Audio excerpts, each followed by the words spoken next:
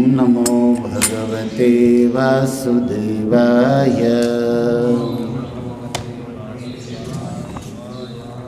ओम नमो भगवते वासुदेवाय। ओम नमो भगवते वासुदेवाय।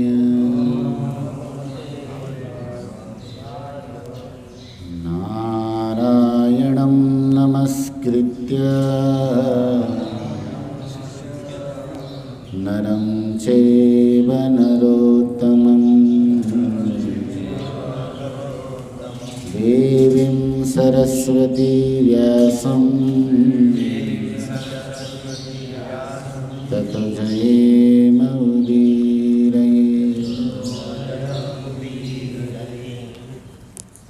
नष्टप्रायेषु भद्रेषु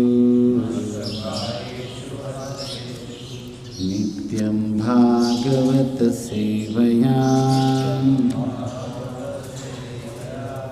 भगवती उत्तमा श्लोके भक्तिर्भवति नैष्ठिकीम्। ॐ अज्ञानतिमिरन्धस्य ज्ञानाञ्जनशलाकया चक्षुरुन्मिलितं येन तस्मै श्रीगुरुवे नमः। श्रीचैतन्यमनोभीष्टं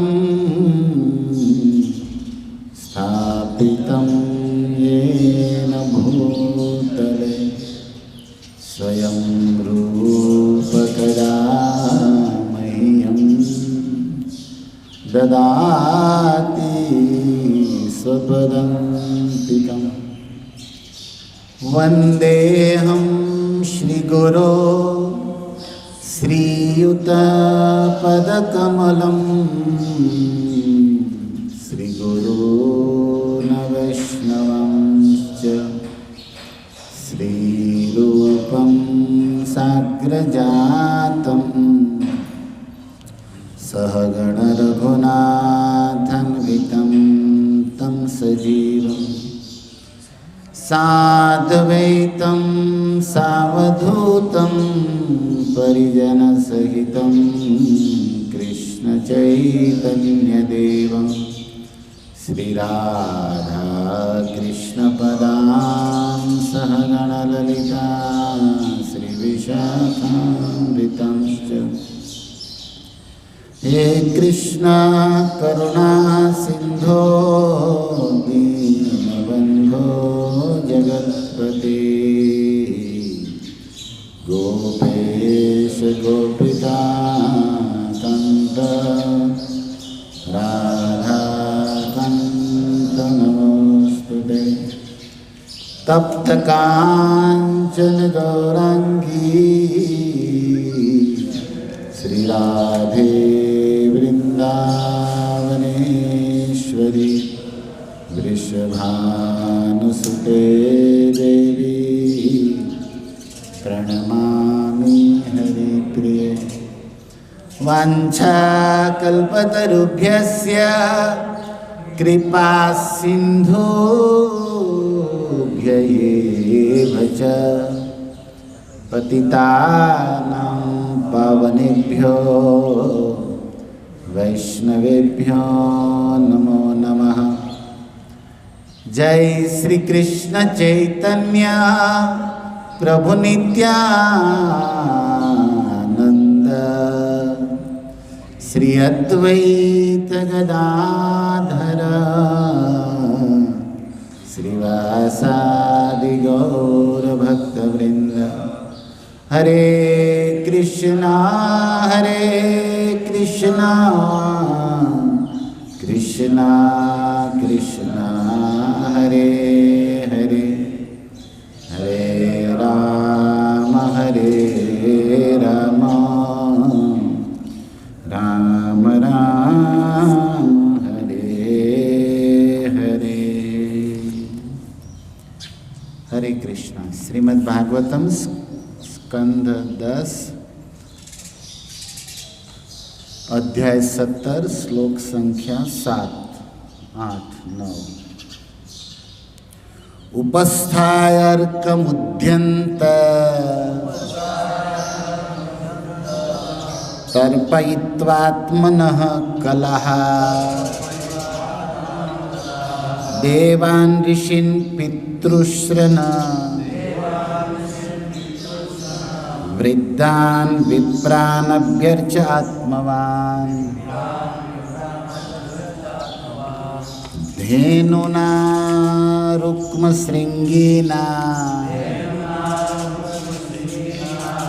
साध्वीनां मौक्तिकस्रजां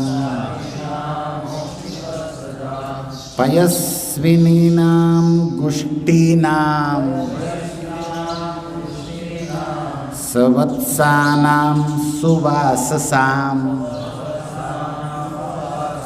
ददोरुप्यखुराग्राणां शोमामजिनतिले सह अलङ्कृतेभ्यो विप्रेभ्यो बद्धं बद्धं दिने दिने।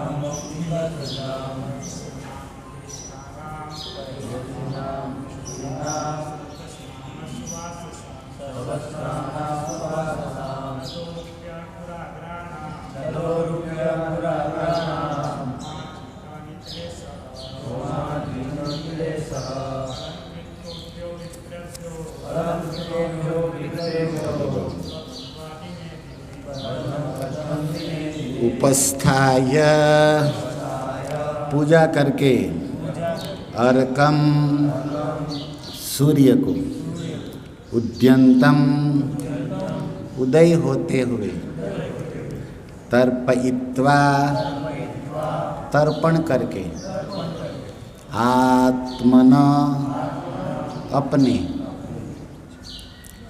कलाह अंशों को देवान देवताओं को ऋषीन ऋषियों को पितृन तथा पितरों को वृद्धान अपने गुरुजनों को विप्रान तथा ब्राह्मणों को अभ्यर्च पूजा करके च तथा आत्मवान अपनी ही धेनुनाम गौओं को रुक्म सोने से मढ़ी हुई श्रृंगीनाम श्रृंगों वाली साध्वीनाम अच्छे स्वभाव वाली, मौक्तिकम मोतियों की, स्त्रजाम मालाओं को, पयस्विनी नाम दूध देने वाली, मौक्तिकम मोतियों की, गुष्टी नाम एक बार ब्याई हुई, सवत्सानाम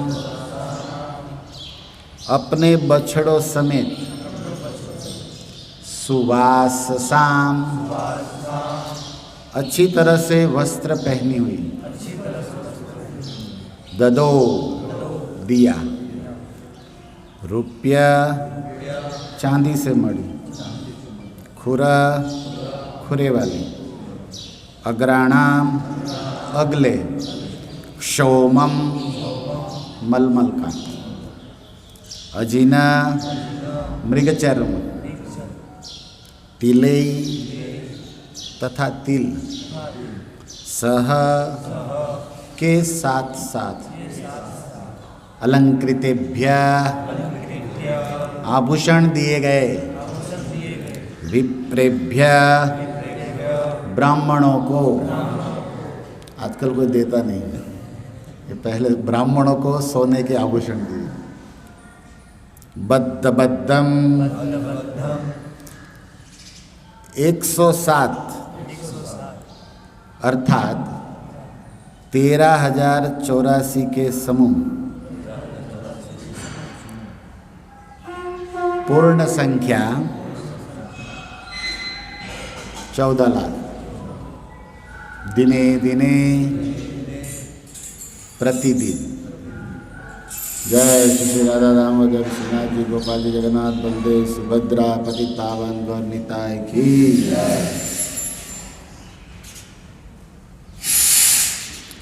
अनुवाद एवं तात्पर्य श्रील प्रभुपाद जी के शिष्य द्वारा अनुवाद।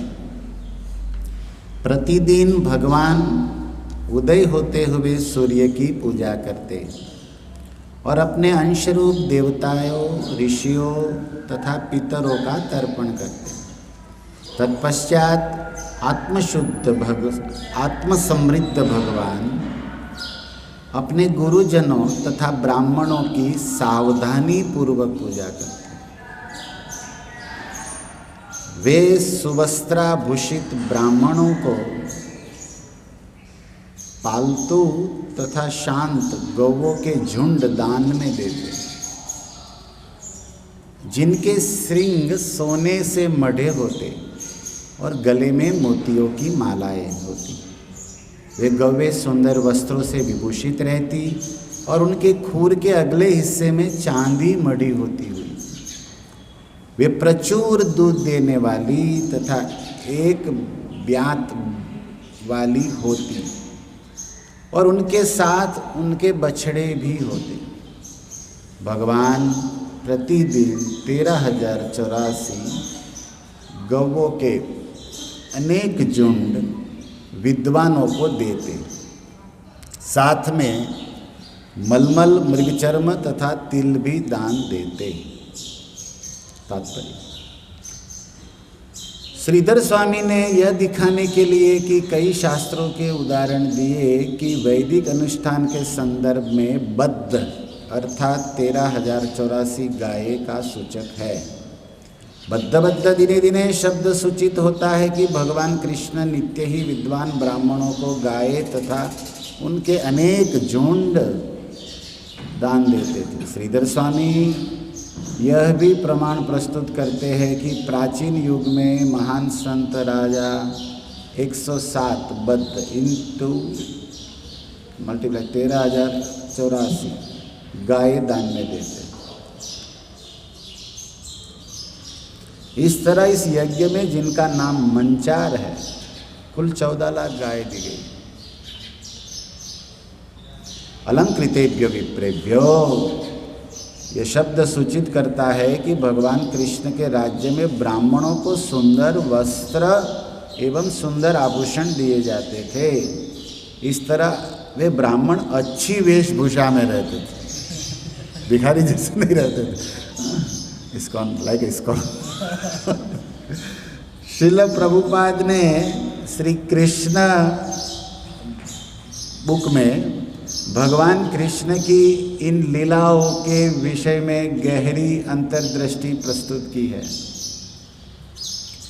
पाठकों को इस पुस्तक को पढ़ना चाहिए, क्योंकि इस पुस्तक में श्रीमद् भागवतम के 10वें स्कंद में वर्णित लीलाओं के विषय में पर्याप्त जानकारी तथा व्याख्या प्राप्त होती है। यहाँ पर किया गया हमारा विनीत प्रयास हमारे गुरुवर की शुद्धता एवं दक्षता के समक्ष में नगण्य है।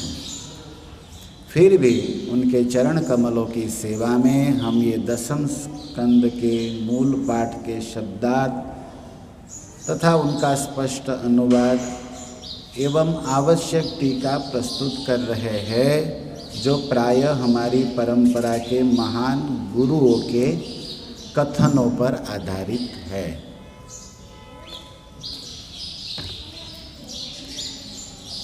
हरे कृष्ण।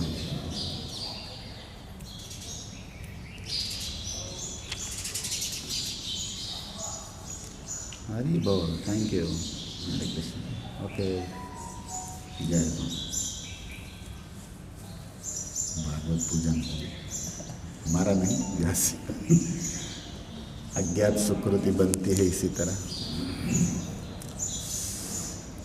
तो भगवान श्री कृष्ण द्वारिकाधीश का पावन चरित्र जो समस्त मानव समाज को मंगल, आनंद एवं गति प्रदान करता है, जिसको श्री सुखदेव गोस्वामी हम संसारी जीवों पर करुणा करके प्रेमी भागवत परीक्षित की सभा में सुना रहे। संसारिणा करुणया पुराण गुह्यम तम व्यास सोनु उपयानि गुरु मुनीना।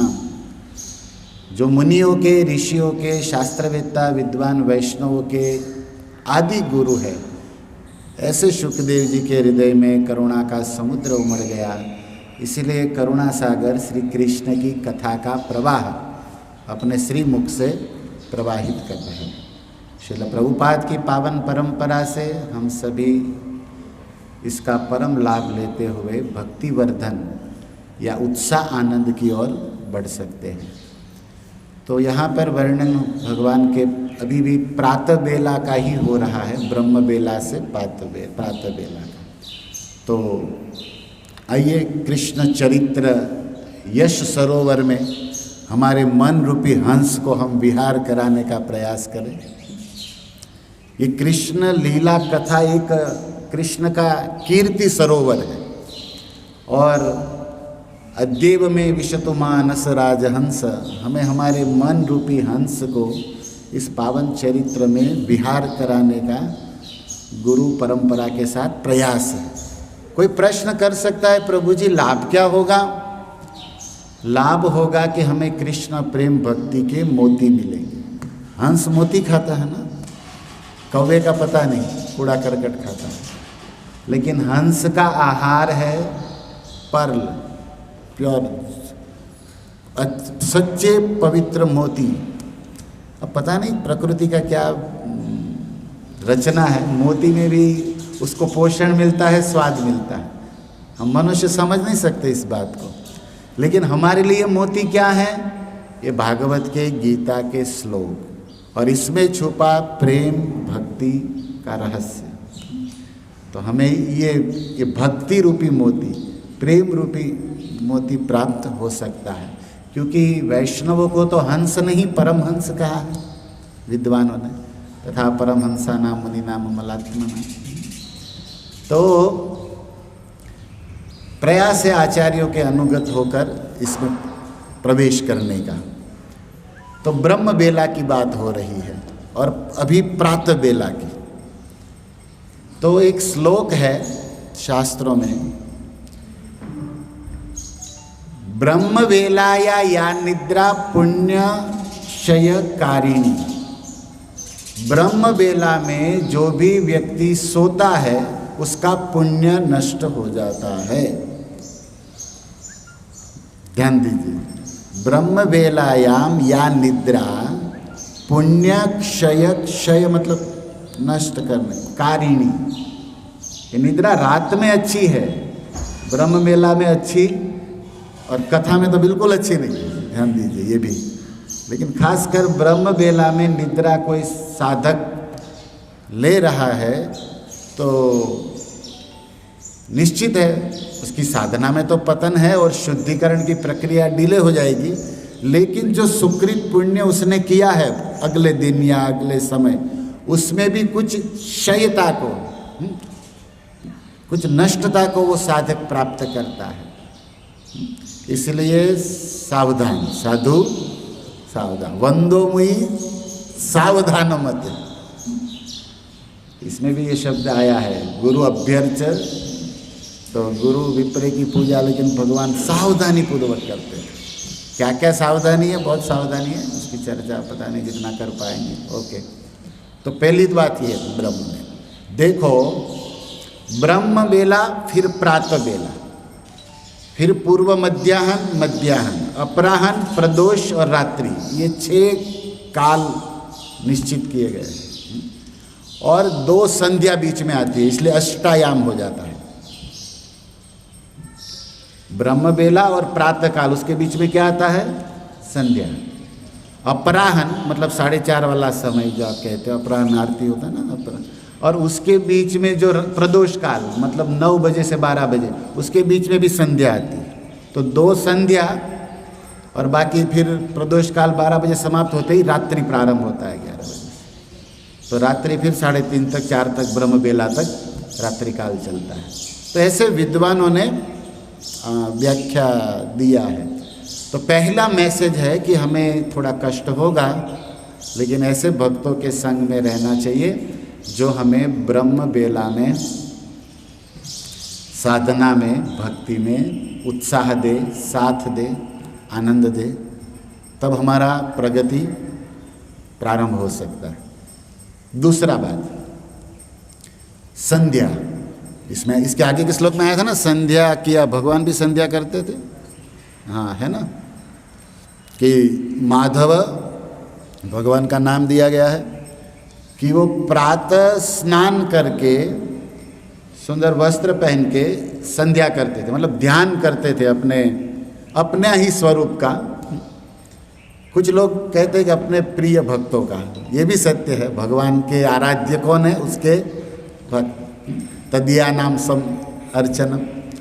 तो भगवान अपने नित्य सच्चिदानंद अव्यय आनंदमय स्वरूप का ध्यान करते हैं। अभी मनुष्य लीला कर रहे हैं तो लोक शिक्षार्थम एवं, मानव समाज को धर्म की शिक्षा देने के लिए स्वयं भगवान, जिसको आवश्यकता नहीं है फिर भी आचरण कर रहे हैं। जैसे टीचर PhD होता है लेकिन सिखाते हुए A फॉर एप्पल बोलता है, लिखता है, ताकि ये लोग सीखे। उनको A फॉर एप्पल की जरूरत है नहीं, आप समझते हो। ऐसे ही भगवान पूर्ण काम, आत्मा राम, सच्चिदानंद, परमेश्वर, योगेश्वर, सर्वेश्वर, परात्पर, क्या क्या उपाधि उनके लिए वेद कहता है, उनको कुछ भी आवश्यकता नहीं। और गीता में वो स्वयं कहते हैं, न मैं कर्माणि, मुझे कोई कर्म करने की जरूरत है। उपनिषद भी कहता है, न तस्य कार्यम करणम च विद्यते, उसको न कोई कार्य करने की जरूरत है, ना कुछ करने के पीछे उसको कुछ सोचने की जरूरत, सब उसका हो जाता है। तो ये भगवान का स्वरूप है। लेकिन फिर भी भगवान कृष्ण जब 16 अवतार लेते हैं और धर्म स्थापन हेतु इस तरह का लीला करते हैं। और साथ में ये भी मत समझिए, भाव समझना चाहिए कि भगवान केवल सिखाने दिखाने के लिए करें, नहीं। भगवान जब करते हैं लीला तो नेचुरल अपने स्वसुख आनंद में करते हैं। उस समय वो इसलिए नहीं कहते कि मैं 4 बजे जगूंगा ताकि लोग मुझे देखें और मुझसे, वो मूड में नहीं रहते। जैसे हम लोग कभी कभी आरती अटेंड करते कि सीनियर लोग डांटे नहीं, बस देख ले कि हम आए थे। और कई लोग आके प्रणाम करके दर्शन करके, जैसे शादी में कार्ड दिखा के चले जाते ना, मुंह दिखा के, ऐसे ही आरतियों में चले जाते हैं। बस उसको केवल हाजिरी देना होता है, दिखाना होता है कि आई एम ऑल्सो देयर, मैं भी वहाँ था। कई बार तो हमारे, अभी बोलना नहीं चाहिए हम लोग मीरा रोड इस्कॉन में वो एक रजिस्टर रहता है, तो कई लोग वहाँ से साइन करके प्रभुपाद को प्रणाम करके वहीं से गए। फिर बोला जाता है हाजिरी था मेरा, देखो वो केवल हाजिरी अटेस्ट करने के लिए होता है कि भाई हमारा, क्योंकि महीने के एंड में हिसाब होगा, मतलब रिमांड लिया जाएगा, तो उसमें हाजिरी होना चाहिए, सही अपना करना। और कई बात तो भक्त इतने लोग सेवा करते हो, दूसरे भक्त भाई मेरी सही कर देना तुम। अब ये तो इससे भी ऊपर का पहुंचा हुआ महात्मा, वो कम से कम आके प्रणाम तो करता है, और दूसरा तो उधर ही कहता है रूम पार्टनर को कि 2 बार मैं तेरी सही किया हूँ, तो इस बार सेटल तो मेरी साइन मार देना। क्योंकि 40-50 भक्त रहते, कौन मालूम 1-2-5 आया कि अब सूरत वालों को तो खतरा है, 6-7 ही उसने रहना क्योंकि तुरंत आ जाएंगे। उधर तो क्या है, हरे कृष्णा प्रभु जी पधारिए, स्वागत है। तो उधर तो ज़्यादा लोग होते हैं, तो फिर 2-5 आए नहीं आए कौन देखता है। इसलिए फिर एक कमांडर रखना पड़ता है कि सबकी रूम में चेक करो, पूना आदि में जहाँ ट्रेनिंग चले तो रखना पड़ता है कि कौन महाराज कहाँ है। तो एनीवे अपने अपने भक्तों का भी ये आनंद लीला है, जो भी कहिए। लेकिन अभी जो सुख मिल रहे हो, अंत में परिणाम तमोगुण है, ये दुख आने वाला है। प्रमाद आलस्य निद्रा तमोगुण उच्यते, तो कभी कल्याण होगा नहीं हमारा। इसलिए हमें प्रयास करके सावधान तो रहना है। तो संध्याहीनो द्विजम नित्यम अहर्निशम सर्वकर्मसु। बंशीधर जी एक वेदों का सुंदर श्लोक कोट करते कि जो भक्त सुबह जागकर संध्या नहीं करता, पहला तो क्या बताया, ब्रह्म वेला में नहीं जागता पुण्यक्षय हो जाता है। ध्यान दीजिए, सब साधना की बात हो रही है। भगवान खुद सिद्ध प्रसिद्ध, और जितने शुद्ध सिद्ध प्रसिद्ध है उनके गुरु है ये गोविंद, और वे साधना करके दिखा सिखा रहे नहीं रहे केवल, हमने कहा खुद उसमें वो आनंद अनुभव करते हैं। इसमें सुख है, आनंद है, और उसकी लीला से हमें कुछ प्रेरणा मिले या कृपा मिले, जो भी कहिए, या कुछ थोड़ा उत्साह मिले। कम से कम आज सुनेंगे तो 1-2 दिन भी ब्रह्म बेला या संध्या हो गई तो प्रवचन सफल। तीसरे दिन तो हम फैल ही है, लेकिन कभी थोड़ा तो हरिदास का सुनते तो एक दिन तो 16 माला ठीक से हो जाए। 192 का सुनते हैं तो थोड़ा तो करंट मिलता है कि यार हम लोग को कुछ तो करना चाहिए। ध्रुव महाराज की साधना का वर्णन है भागवत में, दंग रह जाते, 1-1 महीने में पावर बढ़ा रहे। हम लोग का प्रति साल पावर कम होता जाता है ना। इसलिए आप चाहते हो कि आपकी साधना लाइक लेपर्ड, वो क्या होता है, चित्ते की चाल जैसी होनी चाहिए। चित्ता भागने में है ना, वो जागवार कार के आगे उसी को रखा गया ये लोग कंपनी वालों ने, है ना। हम कभी कभी देखते तो याद आता है। अभी हमारी साधना क्या है, अगर इस तरह भागवत का, ग्रंथ का और भक्त का संग नहीं करेंगे ना, तो चींटी की चाल वाली साधना होती है, धीरे धीरे। इसलिए हमारी चींटी साधना को अगर चित्ते जैसी करना है, चित्ते की चाल जैसी, क्योंकि समय बीत रहा है और काल सर पे मंडरा रहा है। मृत्यु केशे गृहीत, ये शास्त्रों में लिखा है कि काल, मृत्यु आपका बाल पकड़ के खड़ा है, कब दबोच ले पता नहीं। व्याघ्र तिष्ठित्री एव जरा, बुढ़ापा हमारे पीछे ऐसे पड़ी है जैसे जंगल में कोई शेरनी, कोई वाघिन पीछे पड़ी हो। अभी आप कॉस्मेटिक चीज लगाते रहो, ब्यूटी पार्लर घूमते रहो, लेकिन वो छोड़ने वाली है नहीं। ये भर्तृहरि ने सब लिखा है वैराग्य शतक में कि बुढ़ापा व्याघ्री एव, बाघिन की तरह पीछे पड़ा है। रोग अब इस तरफ से बुढ़ापा जोर कर रहा है और रोग आगे शेर की तरह खड़ा है कि पकड़ लेंगे, कुछ भी खाया पिया इधर उधर तो। और मृत्यु ऊपर से, कालम मृत्यु ऊपर से सर पकड़े बैठा है कि कभी भी पकड़ लूंगा। अब ऐसी दशा में हम लोग पानी पूरी पिज्जा ढूंढ रहे, बताओ हम मूर्ख लोग, पता नहीं हम कि क्या हमारी दशा है। इसलिए शास्त्र, इस जो साधक को 2 बात ध्यान चाहिए, एक भगवान का स्मरण और दूसरा काल मृत्यु है। नारायण एक मौत को, दूजो सी भगवान, 2 बातन को भूल मत, जो चाहसी कल्याण। नारायण एक मौत को और दूजो, एक अपनी मृत्यु को नहीं भूलना है, और दूसरे मृत्यु से बचाने वाले माधव को नहीं भूलना है। बाकी तो दुनिया में यात्रा कुछ भी कर लो, अंतिम यात्रा घर से श्मशान तक ही है आपकी। जितनी ही जमीन बीघा अपने नाम कर लो, 6 बाई 6 की चिता बनेगी, उसमें फूंक दिया जाएगा, है ना। इसीलिए साधक सावधान। क्या वर्णन हो रहा है? भगवान रुक्मणी का हाथ लक्ष्मी स्वरूपा हटा के मखमल का गद्दा है, हाथीदांत के सोने के पलंग को छोड़ के ब्रह्म बेला में उठ ही जाते थे और उठकर सीधा स्नान।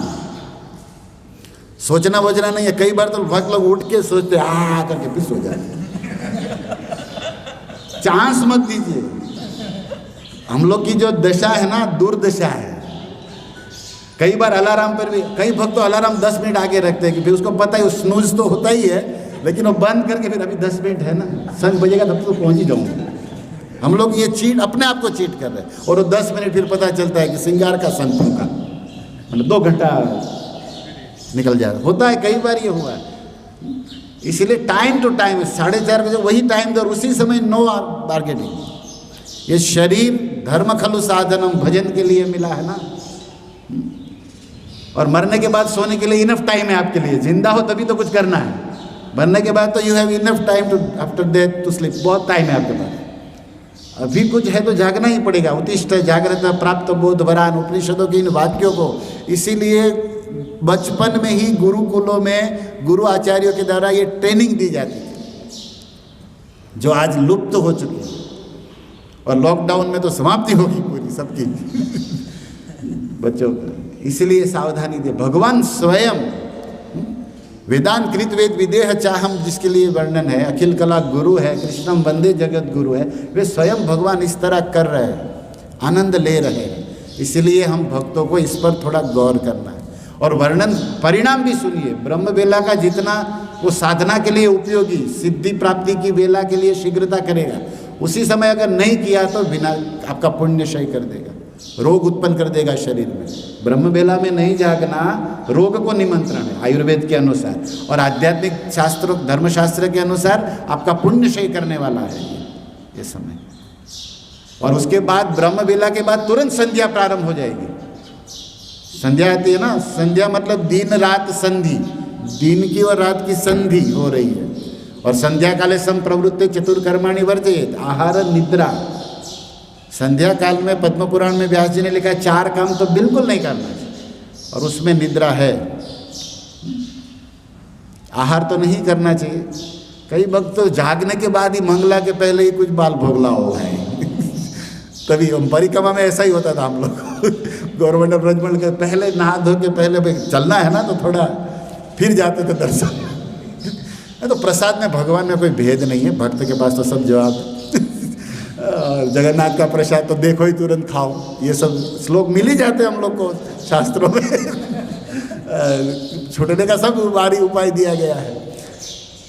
लेकिन सावधान होना चाहिए, वो किसके लिए है, क्यों है, देश काल परिस्थितियाँ, वो बात अलग है। संध्या वंदन भद्रस्तु भोस्तान तुभ्यम नमः, वो माधवेंद्रपुरी के लिए है। आप अपने लिए लागू करोगे, अरे कृष्ण का स्मरण के लिए संध्या चली जाए, कि भक्त को क्या फर्क पड़ता है, तुमको स्मरण नहीं हो रहा है ना, तुम अपने लेवल में देखो ना।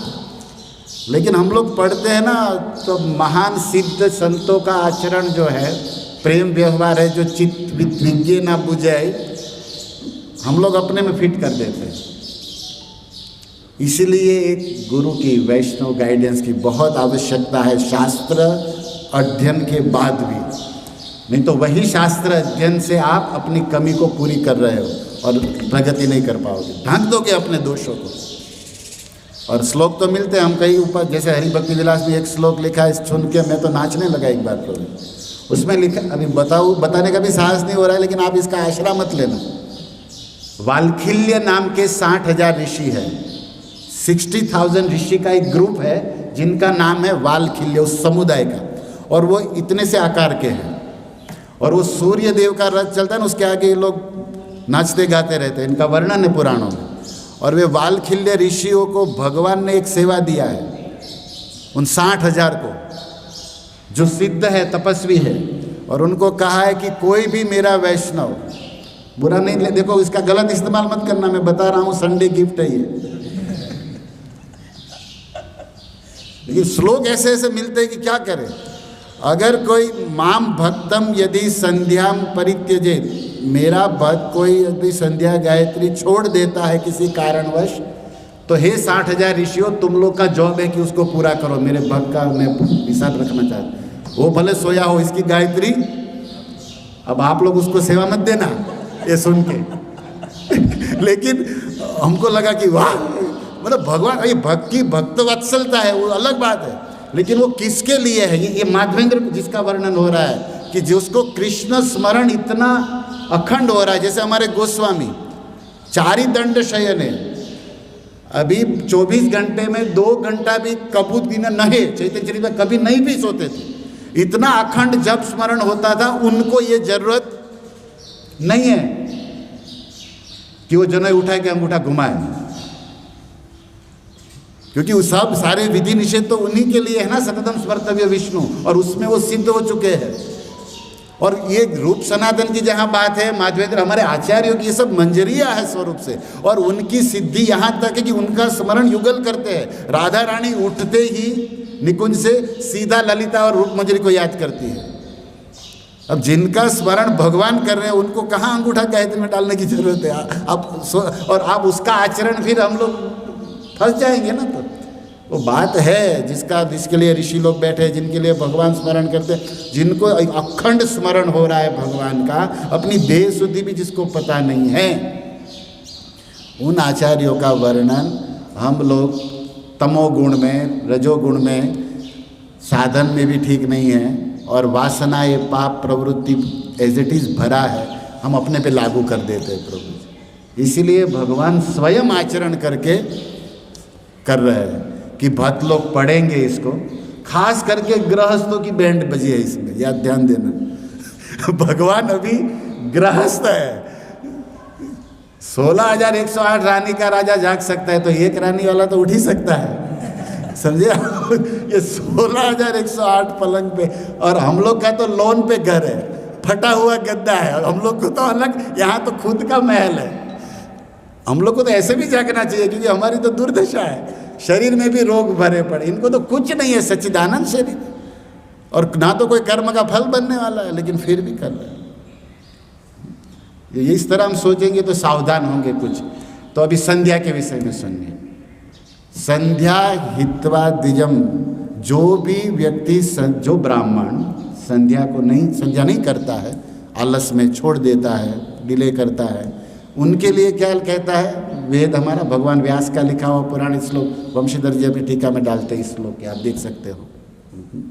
वो कहते हैं संध्या हिनो द्विजम नित्यम अरहर सर्व कर्मशु। फिर वो दिन भर जो भी कर्म करता है, सत्कर्म पुण्य कर्म, न फलम भाग भवे, उसके फल में उसकी कटौती हो जाएगी। क्योंकि वो सुबह, जैसे कोई ऐसा ही है, फॉर एग्जाम्पल, ठीक नहीं है लेकिन समझाने के लिए, कि कोई व्यक्ति हाजिरी न पूरे, अंगूठा न लगाए और दिन भर काम करे, उसको सैलरी जैसे अभी जो व्यवस्था करी जाती है ना फैक्ट्रियों में, क्या होता है कि जो भी वर्कर थंब देकर या हाजिरी देकर अंदर जाएगा, उसी का फिर नोट होता है ना। अब वो दिए बिना जाए, वो काम किया है लेकिन रिकॉर्ड में बोलता, ऐसे भौतिक व्यवस्था इस तरह का हम लोग फैक्ट्रियों में देखते हैं, लाइक दैट। ऐसे ही वो संध्या चुक चुका है, गया फिस किया है, इसके लिए जो आगे सद्धर्म करेगा उसका कोई भी कर्म का फल तो बनता है, लेकिन कटेगा उसमें से। और कुछ जो साधारण कर्म है ना, उसका तो फल भी नहीं मिलेगा, जो इस तरह संध्या को छोड़ता है। अच्छा, करता है उनके लिए क्या है? ये तो नेगेटिव बात हो गई, जो छोड़ता है। भगवान कर रहे, सुबह सुबह 4 बजे उठ के 4:30 के 5 के बीच में भगवान की संध्या होती है, ये ध्यान दीजिए, टीका लिखे थे। तो उसके विषय में भी वेद में सब लिखा है। तारका उपेता, श्रेष्ठा तारका उपेता, मध्यमा तारका लुप्ता, अधमा सूर्य सहिता, प्रातः संध्या त्रिधा मता। तारका मतलब आकाश में तारे, जब तक आकाश में स्टार दिख रहे हो और उस समय किया हुआ संध्या उत्तम संध्या है। श्रेष्ठा तारका उपेता, एकदम हिंदी जैसा है श्लोक, ध्यान दीजिए। श्रेष्ठा तारका उपेता, तारका अभी है तारा स्टार और आप संध्या कर रहे हो, श्रेष्ठा। मध्यमा तारका लुप्ता, और 3:30 4 4:30 के बाद तारे दिखने बंद हो जाते हैं, 5 साढ़े 5 बजे तक। 5 बजे के बाद तो प्राय बंद हो जाते हैं। तो शास्त्र कहता है कि मध्यमा तारका लुप्त, तारा नहीं दिख रहा है, मतलब आप संध्या कर रहे हो, मध्यम संध्या है। अधमा सूर्य सहिता, और सूर्य उग गया है और आप संध्या कर रहे हो, अधमा संध्या। संध्या तो गिनी आपकी, लेकिन आपका लेवल 3rd क्लास में गया है। और त्रिधा प्रातः, ये प्रातः संध्या की बात हो रही है। प्रातः संध्या त्रिधा मता, 30 प्रकार का ये मत है। अच्छा, सायं संध्या के विषय में क्या लिखा है? श्रेष्ठ सूर्य सहिता, सूर्य हो आकाश में, मतलब अंतिम क्षितिज में वस्त्र और सूर्य होना चाहिए, उस समय की संध्या श्रेष्ठ। मध्यमा सूर्य लुप्त का, तारका उपेता अधमा, और तारा उग गया है और 8:30 को लेट हो गया, महाराज कर रहा हूं संध्या, सायं संध्या त्रिधामता। और एक श्लोक सुनिए, भगवान संध्या कर रहे हैं, उसके विषय में कहा है कि गृहेत एक गुणा संध्या। कोई व्यक्ति अपने घर में संध्या करता है, संध्या गायत्री टाइम से कर रहा है, लेकिन घर में कर रहा है, गृहेत एक गुणा संध्या, घर में की हुई आपकी संध्या गायत्री 1 गुना फल देती है, आप कर रहे हो। लेकिन गोष्ठेषु 10 गुणा स्मृता, लेकिन गौशाला में अगर आपकी संध्या हो प्रभु जी, तो वही संध्या गायत्री 10 गुना फल देगी आपको। संध्या वही है, करने वाला वही है, टाइम वही है, लेकिन स्थानम प्रभावम न तो बलम प्रभाव, स्थान का अपना प्रभाव होता है। और फिर शत सहस्त्रिका गुण नित्य नद्या, और किसी गंगा यमुना तावेरी तापी कावेरी, जिस पवित्र नदियों का नाम भागवत में है, पुण्य सलिला नदी तीरे संध्या 100 गुणा फलम लभेत, 100 गुणा फल दे देगी आपको। इसलिए नदी स्नान करने जाते हुए साधु लोग वहाँ पर सरोवर कुंड या वहाँ संध्या करते हैं, जानते न जानते भले हो, लेकिन कहीं देखा या सुना है। और लास्ट बात, श्लोक पूरा नहीं हुआ, ये 3 चरण हुए। गुणद्वेकम गुणा, गृहेद्वेकम गुणा संध्या, गोष्ठेषु 10 गुणा स्मृता, 100 सहस्त्रिका नद्या, 100 या 1000 गुना फल बन जाएगा जब आप नदी तट पे करो, यमुना गंगा के तट पर।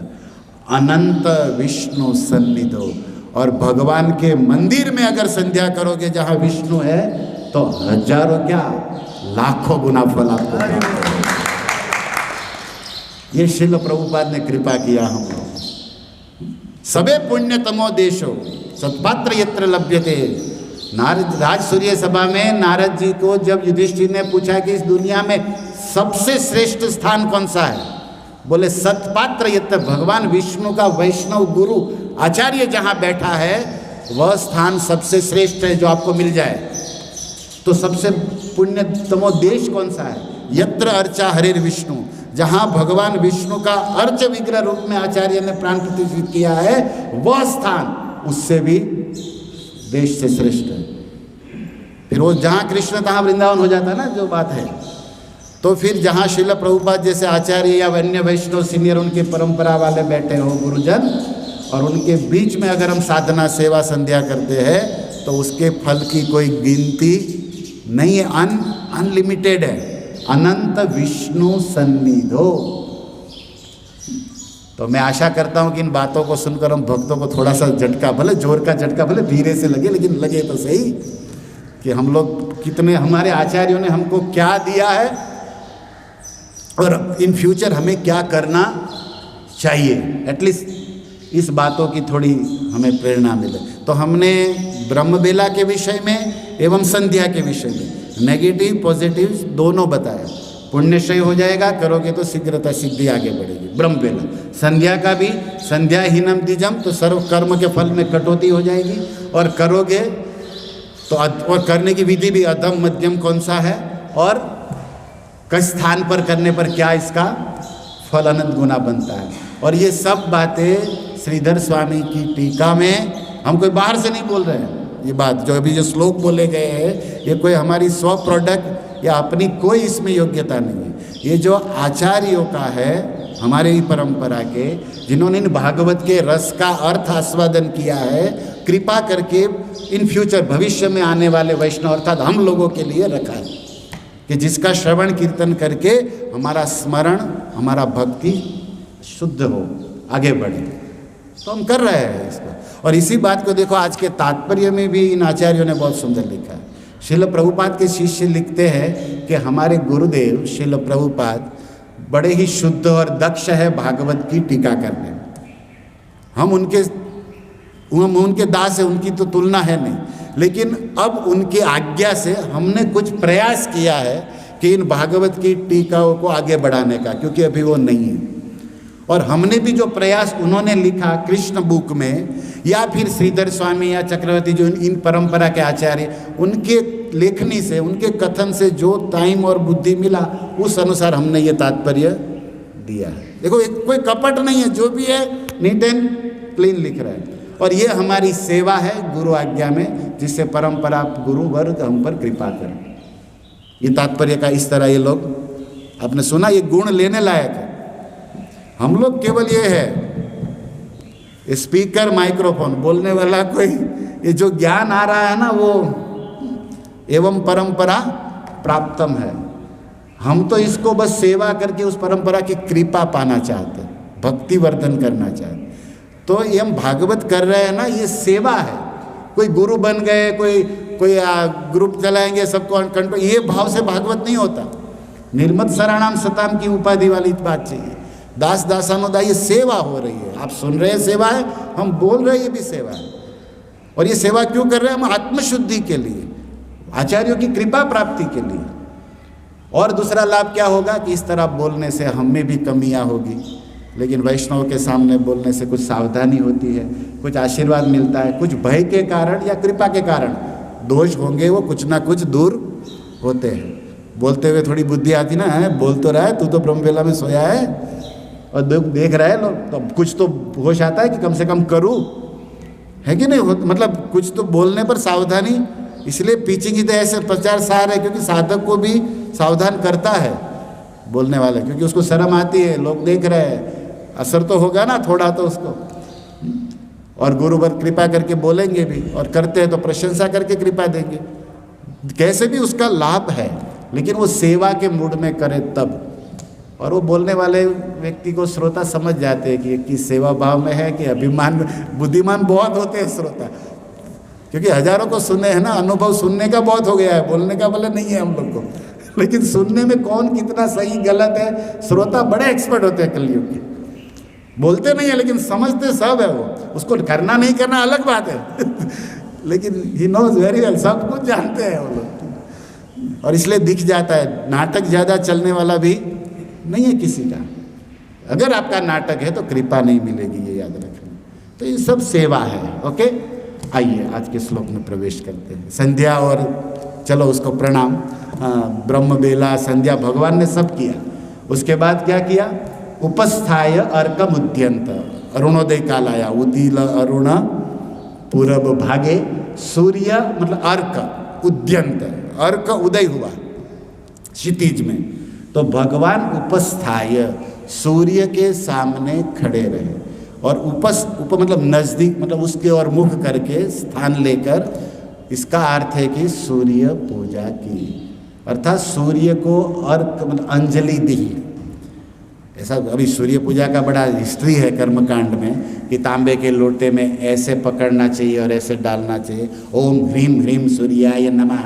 फिर गायत्री होती है, सूर्य की भी अपनी गायत्री है, उसका भी ओम आदित्याय विद्महे प्रभाकर, आदित्याय धीमहि प्रभाकराय विद्महे तन्नो सूर्य प्रचोदयात्। सबकी गायत्रियाँ बनती है देवताओं की, उनकी भी अपनी गायत्री है। और सूर्य पूजा क्यों है? क्योंकि ऋग्वेद कहता है। अब ये सब भगवान ने सूर्य की पूजा की, तो हमारे आचार्यों ने लिखा कि सूर्य की पूजा कैसे कैसे क्या क्या है, बड़ा विज्ञान है, लेकिन इन शॉर्ट कम से कम वैष्णव को जानना चाहिए। वाई? क्योंकि सूर्य भी भगवान की विभूति है, और ऊपर से एक देवता है, ऊपर से एक वैष्णव है, सब कुछ है। सूर्य देवता भी है, सूर्य वैष्णव भी है, भगवान की आंख कहिए विराट रूप में, या भगवान विभूति कहिए, सूर्य बहुत कुछ है। लेकिन ऋग्वेद कहता है जगतम च चक्षु, ये सूर्य प्रकट देवता है इस संसार में, जो दिखता है सबको, और उनका प्रभाव प्रकाश भी सब दुनिया लाभ। तो पूरे जगत का आंख कोई है तो सूर्य, बात सही है, क्योंकि आपकी आंख होते हुए भी विदाउट सन यूजलेस, अंधेरे में आप लाइट में, ये लाइट भी वाया तो सूर्य से ही हुआ है। ये जो बिजली उत्पन्न की गई है या पृथ्वी वायु देवता या जल देवता सूर्य देव का ही ट्रांसफर करके साइंस लाइट उत्पन्न किया है, राइट। अल्टीमेट स्रोत लाइट के सूर्य है सिद्धांत के अनुसार। तो सबकी ओरी अगर आंख अंधेरा ही हो तो आपको अपना हाथ भी नहीं दिखता, आंख होते हुए भी, राइट। देखे कोई प्रकाश, बाहर का प्रकाश, तब आपकी आंख का प्रकाश काम करता है। तो असली चक्षु कौन है?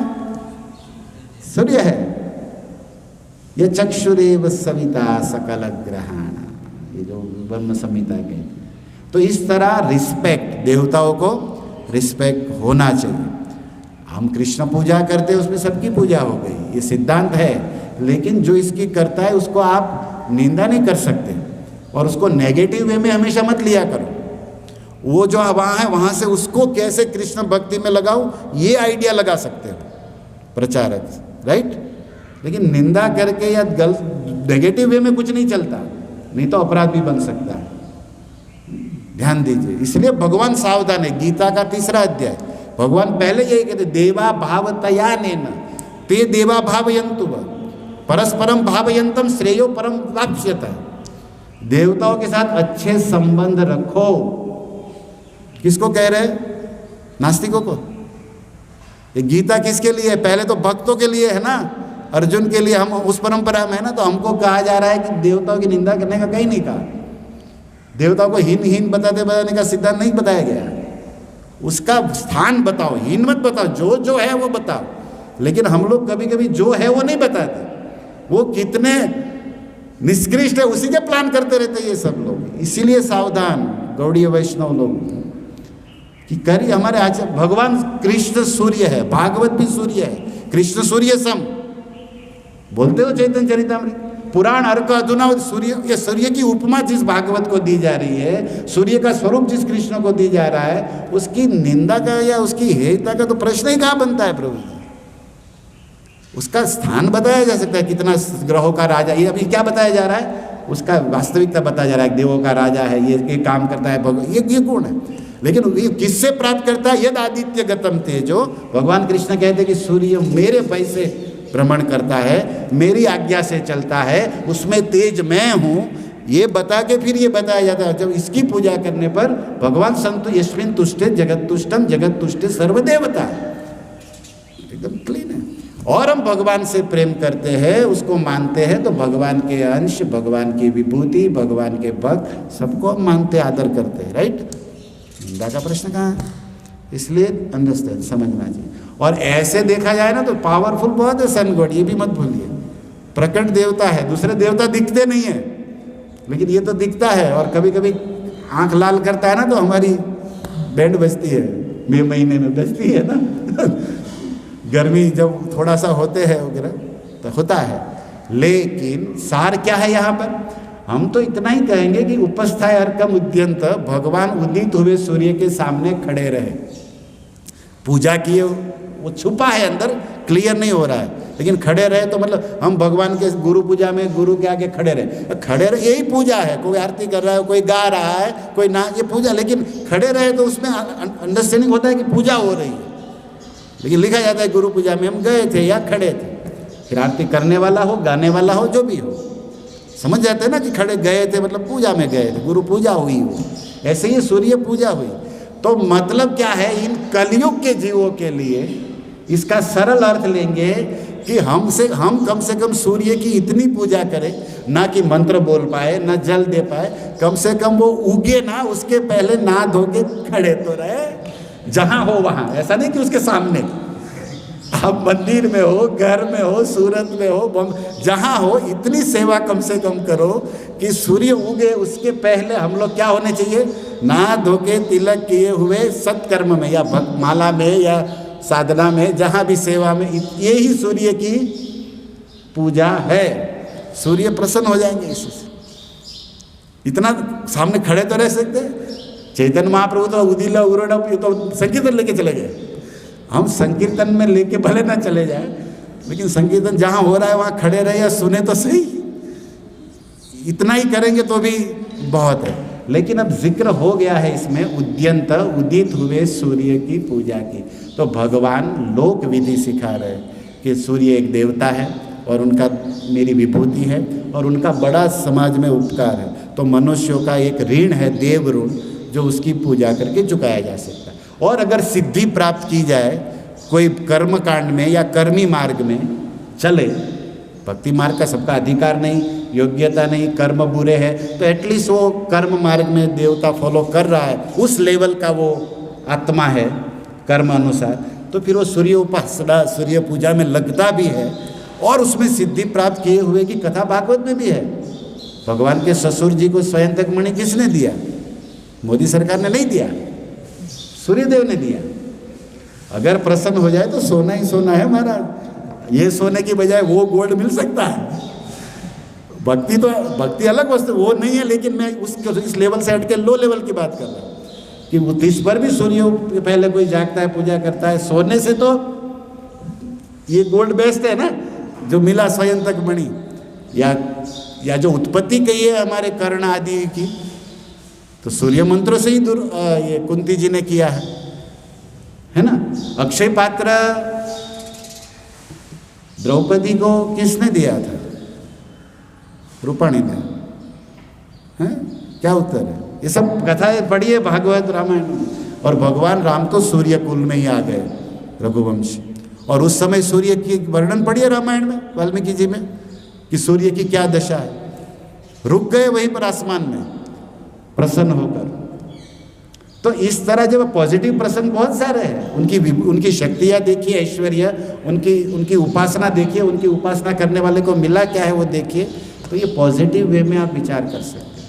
तो इसीलिए भगवान सूर्य की उपासना कर रहे हैं। इसको हम क्लियर करेंगे और आगे। तर्पयित्वात्मन कला, क्योंकि सूर्य उसकी ही अंश, उसकी ही कला है, पार्ट एंड पार्सल उसकी शक्ति है, उससे कुछ प्राप्त किया है।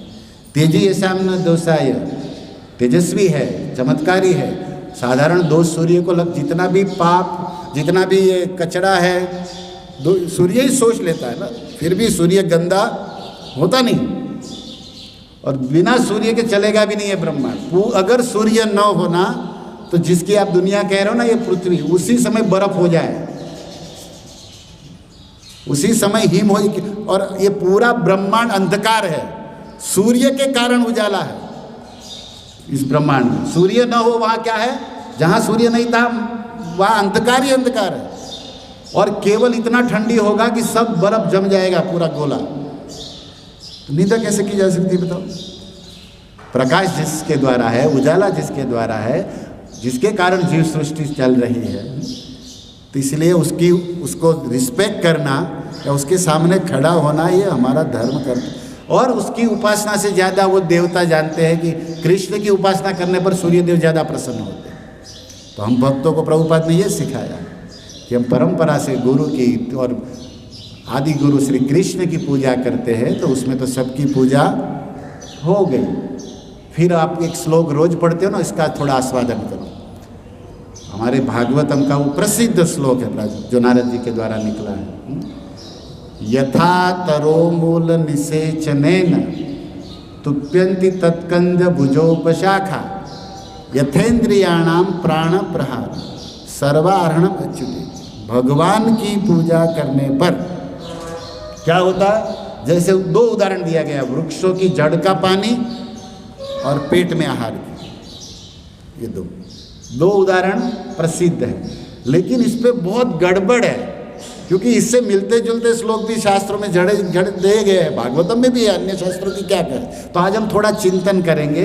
पहले चिंतन करने से पहले पॉइंट समझिए कि भगवान तर्पयित्वात्मना कला, तर्पण कर रहे हैं किसका? अपने ही स्वरूप अंश शक्तियों का। कौन कौन है? देवता, देवान, मतलब ये सूर्य देव का स्पेशल हुआ, लेकिन उसके अलावा वायु देवता या जो भी है, वरुण देवता, चंद्र देवता, ये सब देवता बहुत है। देवान, ऋषि, भारत के ऋषि, अत्रि, व्यास, वशिष्ठ, गौतम, पिपलायन, पराशय आदि ऋषि जिन्होंने वेद बनाया, जिन्होंने स्मृति लिखी, श्रुतियाँ लिखी, उपकार किया, हमारे उद्धार का रास्ता बताया, आत्मा को कर्म से छूटने का। पितृन, जिस कुल में आप आए हो, ये शरीर जिस कुल में कुछ ऋण लेकर आया है, क्योंकि उसकी परंपरा के कुछ सिद्धांत आपको मिले हैं, शिक्षाएं मिली है, धन मिला है, और उसकी परंपरा में माता पिता जो भी आपके घर में है उनके द्वारा आपका शरीर पालित हुआ है, पोषित हुआ है, तो ये सब पितृकुल आपका पूरा। और वृद्धान, और वर्तमान जो आपके जीवन में होंगे, आपके पिता या दादा या चाचा जो आपको गाइड करते होंगे, कुछ धन दिए होंगे, पढ़ाए लिखाए होंगे। और हम भक्ति मार्ग में करें तो हमारे इस्कॉन के वृद्ध गुरु लोग जो हमारे गुरु, लेकिन उसके अलावा गुरु भाई, गुरु के गुरु भाई, ये सब वृद्ध है जो हमें गाइड करते हैं, आशीर्वाद देते हैं और उस परंपरा का वाहन कर रहे हैं। और विप्रान, ब्राह्मण लोग जो ब्रह्म की सेवा में लगे हैं, ब्रह्म जानाति इति ब्राह्मण, वेद पढ़ेत भवेत विप्र के अनुसार आप पकड़िए, जो वेद के तात्पर्य को जानते हैं और उस अनुसार भगवत आराधना में, सत्कर्म में, यजन याजन पुटन पर ब्रह्म कर्म स्वभाव, ये सब पकड़ लीजिए श्लोक, उस अनुसार जो चलते हैं। अभ्यर्च आत्मवान, उसको अपने समान समझ के अभ्यर्च पूजा किए। तो अभी इसमें क्या हुआ? पितरों की पूजा, देवताओं की पूजा, ऋषियों की पूजा, घर में अन्य वृद्ध जो गाइड करने वाले, आध्यात्मिक मार्ग हो चाहे घर हो, दोनों में है वृद्ध लोग। इसको में बहुत सारे सीनियर डिवोटीज है, भले आपका शिक्षा दीक्षा गुरु न हो तब भी वो सीनियर है ना, वो वैष्णव सेवा किया है, तो वृद्ध है हमारे मंदिर, उनको रिस्पेक्ट, उनकी अभ्यर्च, उसको आदर देना, प्रणाम करना, उसकी परंपरा से कुछ सेवा साधना है, वो बात मानना, ये उसकी पूजा है। समझ रहे हैं आप लोग? लेकिन कर रहे हैं भगवान, तर्पण कर रहे हैं पितरों का जो चले गए उसका, वृद्धों की, विप्रों की, देवताओं की, ऋषियों की पूजा कर रहे हैं। ये वाला ये श्लोक है, बराबर। अभी हम थोड़ा इसको पोस्टमार्टम करेंगे, सीखेंगे कि क्या है। अब आपने सुना होगा, गीता का एक श्लोक लेते हैं, 9वें अध्याय का 23वां है, जिसमें है यजंत विधि पूर्वकम इष्ट भोगान ही देवान, जो श्लोक लिखा गया था वहाँ पे, यजंत श्रद्धा, कोई लोग देवताओं की श्रद्धा के साथ सेवा करते हैं, तो भगवान ने कह दिया कि उसमें श्रद्धा डालने वाला भी मैं ही हूँ, और देवताओं की पूजा वास्तव में मेरे पास ही पहुँचती है। अब ये सब आगे बोलने के बाद भगवान ने लास्ट में एक झटका दिया। क्या झटका दिया? कि जो देवताओं की पूजा करते हैं वो वास्तव में मेरी ही पूजा करते हैं इनडायरेक्टली, लेकिन कैसे करते? बोले अविधि पूर्वकम। अब ये झटका है कि नहीं बताओ? उधर कह रहे रिस्पेक्ट करो, पूजा करो, संबंध अच्छे रखो, आगे सब ये बात बताया, और बाद में कह दिया कि आप देवताओं में जो श्रद्धा है वो श्रद्धा भी मैं ही दिया, और बाद में कह दिया कि जो देवताओं की पूजा करते वास्तव में मेरे पास ही पहुंचती है, मेरी हो रही। अब इतना सब बताने के बाद नीचे से हटा लिया बेसमेंट, पूरी बिल्डिंग गिरेगी कि नहीं, कि आप जो भी कर रहे हो अविधि पूर्वकम। लो, तो इतना सारा लेक्चर क्यों झाड़ा महाराज? ये भक्तों को प्रश्न होता है गीता पर। और उसके बाद वाला श्लोक क्या है? 9:25 में, वहां तो रिजल्ट दे दिया, देवान देवयता यान्ति, जो देवताओं की पूजा करते वो देवलोक में जाते हैं, पितरो यान्ति पितृवतान, माम जो मेरी पूजा करते हो मेरे धाम में आते हैं। अब ये कंक्लूजन भी दे रहा है कि देवताओं की पूजा है लेकिन अविधि है, वो ठीक अविधि पूर्वक करे, विधि पूर्वक नहीं है। तो विधि अविधि क्या है, फर्स्ट उसको जानना है। और अगर आप देवताओं की पूजा आपकी पूजा है, देवता आपके अणु, देवता आपके भक्त है, वैष्णव है, आपकी विभूति है, देवतनु आप देवताओं के रूप में आप ही है, सूर्य नारायण के रूप में मूल तो आप ही हो। एक तरफ वेद इस तरह घुमाता है और अंत में भगवान कहते हैं कि फिर भी उसकी पूजा करोगे तो उसके धाम में जाओगे, मेरे धाम में नहीं आओगे। तो अल्टीमेट में विद्वान समझ जाता है कि फंसना नहीं है, लेकिन सब नहीं समझ पाते इस तरह। आप तो अभी गुरु इस्कॉन का सत्संग सुन रहे हो, गीता पढ़, इसलिए समझ रहे हो कि नहीं करनी, इनकी करनी है, लेकिन इस बात को सब थोड़ी समझेंगे, क्योंकि व्यास जी ने सब मॉल खोल दिया है पूरा सब होलसेल दुकान है इसमें। तो आपके पास किस कैटेगरी का पैसा, आप क्या लेना चाहते हो, वो बताने वाला कोई चाहिए ना। तो अभी सुनिए, इसके कनेक्शन में ये श्लोक हम चिंतन करेंगे। कौन सा? यथा तरो मूल निषेचनेन। ओके, विस्तार फिर से। अच्छा, इन देवताओं की, पितरों की, ऋषियों की तर्पण पूजा क्यों करनी चाहिए? फर्स्ट प्रश्न तो ये सामान्य व्यक्ति के लिए, क्योंकि गृहस्थों को 5 प्रकार के पाप होते रहते हैं, ये हमारा वेद कहता है। कंडनी, पेषणी, चूली, उदकुंभी च मार्जनी, पंचसूना गृहस्थस्य ताबी स्वर्ग न विंदति। व्यास जी ने लिखा है इसको। कंडनी चक्की चलाने में, पेषणी ओखली जो कूटते हैं धान मसाला, चूली खाना बनाने में, उदकुंभी पानी भरने में, मार्जनी झाड़ू निकालने में, पंचसूना गृहस्थस्य जो गृहस्थ है उसके घर में जानते अजानते खाना बनाना पड़ेगा, चूल्हा चलाना पड़ेगा कि नहीं, झाड़ू निकालना पड़ेगा, पानी पीना भी भरना पड़ेगा, नहाने धोने भरना ही पड़ेगा, चाहिए ही चाहिए। चक्की आटा पीसना या पिसवाना ही पड़ेगा, मसाला कुछ ना कुछ कूटना ही हो कर, ये बिना तुम जी नहीं पाओगे। कच्चा तो खाते नहीं आप, किसी का सर खाते होंगे ये अलग बात है कच्चा, लेकिन रोटी तो कच्ची खाते नहीं। तो इसमें जीव हिंसा होता है, जानते अजानते। ये 5 प्रकार के पाप लगते हैं। तब वेद क्या कहता है, पंचसूना कृतम पापम पंच यज्ञेन व्यापहित। ये 5 प्रकार के जो गृहस्थों के जानते अजानते द्वारा पाप होते हैं, वो 5 प्रकार के यज्ञ करने से व्यपोहित मतलब चले जाते हैं। वो 5 यज्ञ क्या है? तो फिर व्यास जी एक श्लोक लिखते हैं कि अध्यापनम ब्रह्म यज्ञ, वेदों का अध्ययन करना ये ब्रह्म यज्ञ है। अध्यापनम ब्रह्म यज्ञ, पितृतर्पण पितृयज्ञ, पितृ जो चले गए आगे जिस उसका तर्पण करना, याद करके उसकी तिथि के अनुसार जलदान देना, उसके लिए यज्ञ कराना, उसके पीछे संकीर्तन कराना, ब्राह्मण भोज कराना और वो फल के उसको निमित्त देना मंत्रों से, ये सब तर्पणम। ओके, पितृयज्ञ हो गया। देव होम देवो, और जो यज्ञ हम आहुति देकर द्रव्यों की देते हैं देवताओं को लक्षित करके, होम मतलब हवन, वो देव यज्ञ है देवताओं के लिए, इंद्र सूर्य चंद्र वरुण आदि के लिए। और बलि भूतों, और बलि देना भूत यज्ञ है। भूत यज्ञ मतलब वैराल विकराल मत समझिए वो भैरवादी। भूत मतलब हम जीव, हम जीवों को क्या कहा है गीता में? भूत। हम लोग क्या है? आत्मा है। आत्मा को भूत, भूत मतलब पास्ट टेंस आपकी भाषा, जो है कब से है उसे बोले, जो सब हमेशा है उसको कहते हैं भूत। हम वो वाला भूत ओरिजिनल भूत नहीं है, क्योंकि हमेशा नहीं रहता, वो तो चला जाता है, उड़ जाता है, नष्ट हो जाता है, दूसरे शरीर में जाता है, दूसरे स्थान में। वो ओरिजिनल भूत नहीं है, ओरिजिनल भूत हम है, आत्मा जो है हमेशा ही। समझ रहे हैं आप लोग भूत शब्द?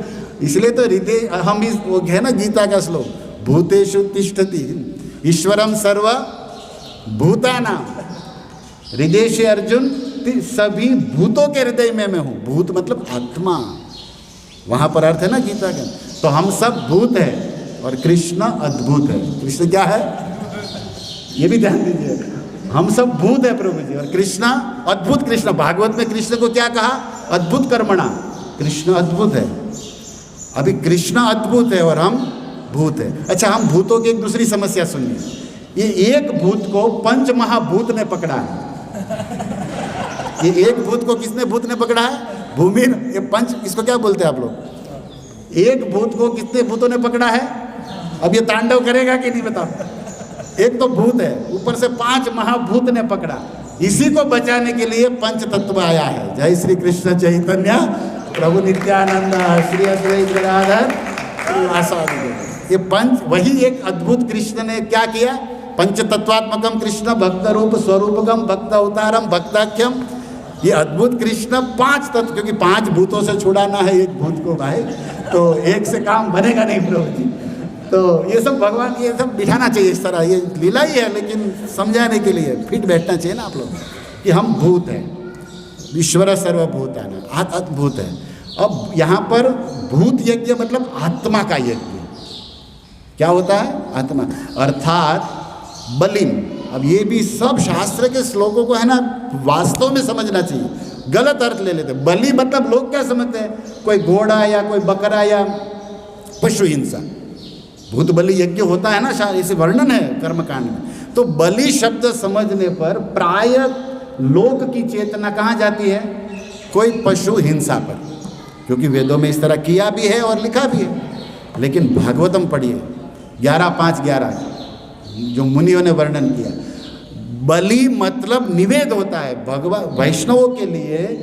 किस प्रकार का देवता, उस जैसे मैं कहूँ कि कृष्ण को बलि चढ़ाया तो वहाँ बकरा नहीं होगा, व्यक्ति के अनुसार, पात्र के अनुसार, स्थान के अनुसार बलि शब्द का अर्थ होता है ना प्रभु जी। अब किसी काल भैरव को बलि चलाया तो वहाँ समझ आया जाता है कि वहाँ कोई होगा जी। व्यक्ति देवता ही विशुद्ध सत्व में है, सत्व गुण में है। अब जो सूर्य आदि देवता, इंद्र, ये सब सत्वगुणी देवताओं में इनका नाम है, आप समझ रहे हैं। तो उन लोगों को भी ये तमोगुणी नहीं बलि चढ़ता है, सत्वगुण में। तो भगवान की जहाँ बात है वो तो निर्गुण विशुद्ध सत्व में है, तो उनको तमोगुणी बलि कहाँ चढ़ेगा? वो तो पत्रम पुष्पम फलम तोयम, उनको ये बलि चढ़ता है। आप समझ रहे हैं ना। तो समझना चाहिए कि यहाँ भूत यज्ञ तो जो पवित्र आत्माएँ हैं, जो भी है देव जगत में या भगवत तत्व में, उनको बलि मतलब ये सब जो वेदों में लिखा गया है, षोडश उपचार से जैसे हम लोग पूजा करते हैं इस्कॉन में, ये बलि की बात, और उस श्लोक में बहुत क्लियर किया है हमारे आचार्यों ने, तो भागवत में भी। लेकिन अब यहाँ हम क्या कर रहे हैं कि चौथा यज्ञ, ध्यान दीजिए, 5 पाप नष्ट करने के लिए 5 यज्ञ करना है। तो ये ऋषि यज्ञ हो गया। ये जो हम वेद पढ़ते हैं ना, ब्रह्म यज्ञ किसके लिए है? जिन ऋषियों ने वेद बनाया, लिखा, आचरण किया, हमें सिखाया, परंपरा से मिला, तो हम उसको पढ़ के जीवन में उतार के दूसरों को सिखाए, तो हम उसका क्या कर रहे? ऋषियों का ऋण यज्ञ लौटा रहे, अध्यापन करके। अब पितृतर्पण, जिस कुल में आप आए हो उसकी जो परंपरा, उसके वेद के कुछ नियम, उसके द्वारा शरीर शिक्षित हुआ, पालित हुआ, तो वो जो शरीर छोड़ के चले गए, उनकी कुछ वासनाएं, उनके कुकर्म, और जहाँ भी हो उसको वेदों से, मंत्रों से आचरण करके उनको यज्ञ तर्पण दिया जाता है। अंजलि देना, याद करना, उसके निमित्त कुछ धर्म कर्म करना, उनकी अधूरी वासनाओं, इच्छाओं को पूरा करना, ये सब तर्पण में आता है प्रभु। तो उससे क्या होगा? पितरों का यज्ञ हो गया, ऋषि यज्ञ, पितृयज्ञ, ये 2।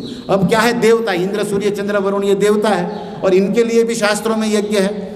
उनको हवन करके, स्मरण करके उसको दिया जाता है, अग्नि में घी की आहुति दी जाती है। ये हो गया तीसरा हवन। अभी ये जो आत्मा है, जो संसार में जो भी है, उनको बलि देकर, मतलब जो आत्मा, जैसे कबूतर एक आत्मा है, कोयल एक आत्मा है, ब्राह्मण एक आत्मा है, जो समाज में सब, उनको अपनी ओर से कुछ ना कुछ देना। समझे आप? कबूतर जो खाता है, जो पुण्य कर्मों में, कर्मकांड के अंतर्गत है ये सब, लेकिन ये यज्ञ है पाप से बुद्धि शुद्ध करने के लिए, पाप के प्रभाव को थोड़ा कम करके इस पुण्य प्रभाव को इकट्ठा करने के लिए व्यवस्था है। तो बलि भूत यज्ञ, और नृयज्ञ अतिथि पूजनम। और मनुष्य यज्ञ क्या है? जो भी अतिथि है आपके द्वार पर आ जाता है, यत् किंचित, तो उसका यथा सत्कार, पानी देना, स्वागत करना, मीठे शब्द कहना, अनुकूल हो तो भोजन देना, जिसकी जैसी, मतलब उसकी बहुत व्यवस्था है, जिसकी जो हो, लेकिन कम से कम उसमें भगवान को देख के रिस्पेक्ट करना। तो ये मनुष्य की पूजा है। वो भी भूत यज्ञ भी मनुष्य की पूजा है, लेकिन वो तो आपके रिलेटिव थे। अब ये तो जो अन्य मनुष्य जो आपके कुछ नहीं लगे, लेकिन ये किंचित आपसे मिल गए। हम लोग पहले बम्बई की ट्रेन में प्रभु जी जाते थे, तो हम यही कहते थे, लोग जब खड़े रहते थे 1-1 घंटा और कोई बैठने नहीं देता, हम कहते थोड़ा नृयज्ञ कर लो। बोले नृयज्ञ क्या होता है प्रभु जी? बोले अतिथि सेवा। बोले हम ट्रेन में चढ़े, आपके अतिथि, आप 1 घंटे से बैठे हो, 10 मिनट सीट दे दो तो आपका यज्ञ ही मान लेंगे। हमको आपकी आरती नहीं चाहिए, आपकी पूजा नहीं चाहिए, लेकिन आप थोड़ा सा, ये भी एक दया है ना, मतलब कि हो गया। तो हंसते थे लोग, लेकिन फिर देते भी थे जो मित्र होते थे। लेकिन ये अपने अपने स्थान पे यज्ञ है। अच्छा, ये 5 प्रकार के यज्ञ करने चाहिए। इन 5 प्रकार के पापों से छूटने के लिए देवताओं का ऋण हो गया है, ऋषियों का हो गया, पितरों का हो गया, अन्य मानव समाज जो हमें हेल्प कर रहा है, पशु समाज पर, सबका इस तरह ऋण चुकाया जाता है और पापों से निवृत्त हुआ जाता है। ओके, अब हम फिर वापस उसी पॉइंट पे आते हैं कि देवताओं की, यहाँ भी कह रहे आत्मन कला, आत्मवान, ये सब मेरी ही कला है, देवता मेरे ही अंश है, मेरे ही स्वरूप है, आत्मवान, इस और मेरा अपना स्वरूप समझ के ही भगवान पूजा करते हैं। मतलब उस तरह अपने को जितना आदर देते हैं, रिस्पेक्ट देते हैं, उतना ही सामने वाले को आत्मवत पश्यति वाली भावना है। आत्मवत पश्यति, जो मुझे, मैं भी आत्मा हूँ, वो भी आत्मा है, मुझे दुख होता है, आपको होता है, मुझे कोई निंदा करता है तो आप पसंद नहीं, तो आपकी भी मुझे नहीं, उस तरह का आत्मवत पश्यति वाला भाव जो चाणक्य का श्लोक है, या महाभारत में भी ये श्लोक है। तो ये धर्म की बात अभी इस श्लोक में फिर से आई है। क्या क्या वर्णन हो रहा है कि यथा त्वरोमूल निषेचने। अब सबकी अलग अलग पूजा की हमने बात की, लेकिन ये सब हम सर्वस्व सब भगवान से जुड़े हैं, तो भगवान की पूजा करने पर सबकी हो जाती है। ये बात सिखाने के लिए भागवत ये श्लोक दिया कि पेड़ की मूल में पानी डालो तो डाली पत्ते फल फूल पे डालने की जरूरत नहीं है। इसी तरह आप भगवान की पूजा कर लो तो देवता ऋषि या भूत यज्ञ हो न हो जरूरत नहीं है, क्योंकि वहाँ से वहाँ पहुँच जाती है। तो ये बात बोलने पर एक प्रश्न खड़ा होता है कि चलो भाई पेड़ की मूल में पानी डाल दिया तो पत्ती डाल पर डालने की जरूरत नहीं, लेकिन सुरती शयाना सुरती पूछे, सुरती बुद्धिमान होता है, वो पूछे कि पेड़ पे डाले तो क्या दिक्कत है, कोई नुकसान होता है क्या पेड़ को? नुकसान तो नहीं होता, डालने पर तो पेड़ साफ होता। आप तुलसी को पानी डालते हो, लेकिन हम लोग तुलसी वन में ऊपर से पिचकारी ऊपर से भी डालते हैं कि नहीं पत्ते में डाली में, ताकि धूल चली जाए क्लीन हो। कोई नुकसान है क्या महाराज? देखो सुरती है, प्रश्न दम वाला है कि जड़ में डालना बेस्ट, सब जगह पहुंच गया ओके, लेकिन पत्ते डाली फूल में डाला तो दिक्कत क्या है तुमको? जो डाल रहा है कोई पाप कोई बुरा कर्म तो है नहीं भाई, तो आपको कहना पड़ेगा ना कि कोई दिक्कत नहीं, लेकिन जड़ में डालो तो जल्दी पहुंचेगा, वो बेस्ट है। ये सब आप मारो डायलॉग, लेकिन उसका प्रश्न है। इसी प्रश्न को कैंसल करने के लिए शुकदेव जी का ये भागवत का सेकंड श्लोक, प्राणों पहारा अथेंद्रियाणा, जैसे फिर कह रहे कि पेट में खाना डालने पर पूरे शरीर में मिल जाता है। फिर आप ये नहीं कह सकते आंख में डालो, कान में थोड़ा सब्जी दे दो प्रभु जी, डोसा मुंह में खाओ, चटनी हाथ पे लगा दो महाराज, सॉस नहीं, मुंह में डालना ही पड़ेगा। तो जो पहली वाली बात कही थी उसमें थोड़ी कमी थी कि भाई जड़ के अलावा कहीं भी डालो तो दिक्कत नहीं, लेकिन यहाँ पेट के अलावा कहीं भी डाला ना तो दिक्कत है महाराज। आंख भी गई, कान भी गया। तो इस मतलब सिक्का लगाने के लिए कि कृष्ण की पूजा में ही सबकी पूजा है, कहीं इधर उधर की। अब गीता का श्लोक कनेक्ट होता है अविधि पूर्वकम, कि कर तो रहे हो लेकिन विधि सही नहीं है। अब विधि अविधि क्या है? प्रश्न बना है कि विधि किसे? अविधि। सभी देवता, कोई देवता स्वतंत्र नहीं, पहले तो ये सुन लो, सब भगवान की आज्ञा में भगवान से शक्तिमान है, स्वतंत्र कोई। आप अपराध क्या बोलते हो? शिव ब्रह्मा आदि देवताओं को अपराध यही बोलते हैं ना कि भगवान से स्वतंत्र समझना, इंडिपेंडेंट समझना। स्वतंत्र है नहीं, सब उनकी शक्ति से शक्तिमान है, उनकी आज्ञा में। तो जो व्यक्ति देवताओं को स्वतंत्र समझ के और सुपीरियर समझ के पूजा करता है अविधि, वो फंसता है। भगवान से सुपीरियर समझ के या भगवान से स्वतंत्र समझ के, और ये कर्मकांडी लोग यही करते हैं, इसीलिए फंसते हैं। लेकिन उनको क्या श्लोक सुने जानते वो लोग? एक श्लोक है, आपने सुना होगा, आकाशम पतितम तोयम समुद्रम प्रति गच्छति सर्वदेव नमस्कारम केशवम प्रति गच्छति।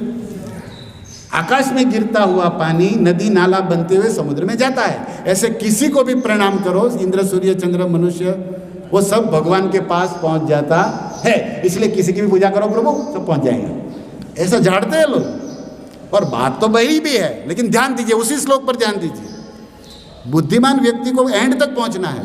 अब आप कह रहे हो कि पर्वत से गिरता पानी नदी नाला बन के समुद्र में जाता है, ऐसे ही भगवान किसी भी देवता की गई पूजा, पूजा मतलब पानी, भगवान मतलब समुद्र, किसी भी पूजा मतलब पानी, और देवता मतलब करने वाला जो। अब ध्यान दीजिए कि आप श्लोक कह रहा है कि कोई भी पूजा देवता की भगवान तक पहुंचती है, जैसे पानी समुद्र में पहुंचता है। पूजा भगवान तक पहुंचती है, पर्वत नहीं पहुंचता, करने वाला नहीं पहुंचता। बज रही घंटी? आपकी की हुई पूजा देवता की भगवान तक पहुंच जाती है। देवता तो भगवान को देते हैं, लेकिन जो देवता की पूजा कर रहा है ना, वो भगवान के पास नहीं पहुंचता। उसका क्या?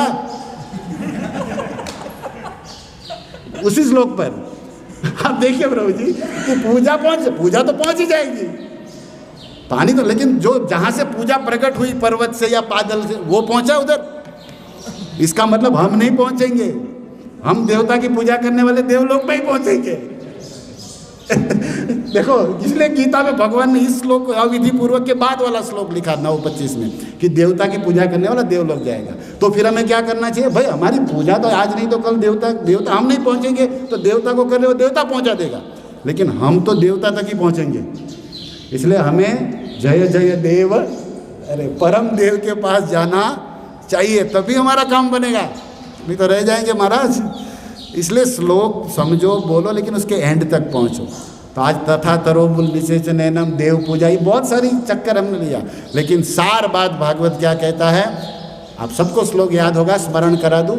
ये सिद्धांत सुन के आज का क्लास खत्म करो कि जैसे नव योगेश्वरों ने कहा निमि महाराज की सभा में, पितृ जिसका भी 5 प्रकार के जो ये ऋण की बात हो रही है, लेकिन सर्वाहरण भगवान की पूजा करने पर वो किसी का ऋणी सर्वात्मनाय शरण्यम शरण्यम गतो मुकुंदम परिहृत्य कर्तम।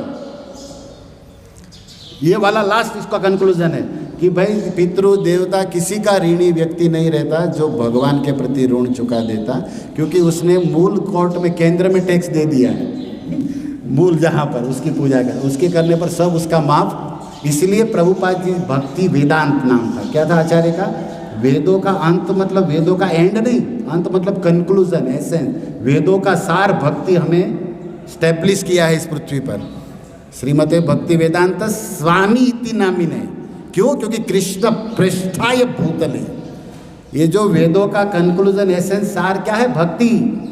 और उसको उसने प्रस्थापित किया इस्कॉन संस्था के द्वारा, आचार्यों ने व्यवस्था दिया पूरे मानव समाज को। इसकी जय हो, इसको हम प्रणाम करते हैं, क्योंकि उसने प्रैक्टिकल जो वेदों की बात है, जो भी हमने श्लोक चाहिए उसको व्यवस्था दिया, अरेंजमेंट दिया हम सबको, जो जहाँ पे उस लेवल को। तो भगवान इस तरह आचरण कर रहे हैं सबके लिए, क्योंकि भगवान को केवल वैष्णव को ही नहीं सिखाना, कर्मकांडी को भी सिखाना है, ज्ञानी को भी सिखाना है, असुरों को भी सिखाना है, पापी, भगवान के सब है। और भगवान सब आचरण करेंगे जो एक मनुष्य को, फिर वो मनुष्य कर्मकांडी हो, गृहस्थ हो, ब्राह्मण हो, जो जिस लेवल में हो, उसको उसके अनुसार कुछ ना कुछ सीखने आगे बढ़ेगा वो। तो सबके लिए आचरण हो रहा है, आप समझिए, क्योंकि कृष्ण वंदे जगत गुरु है।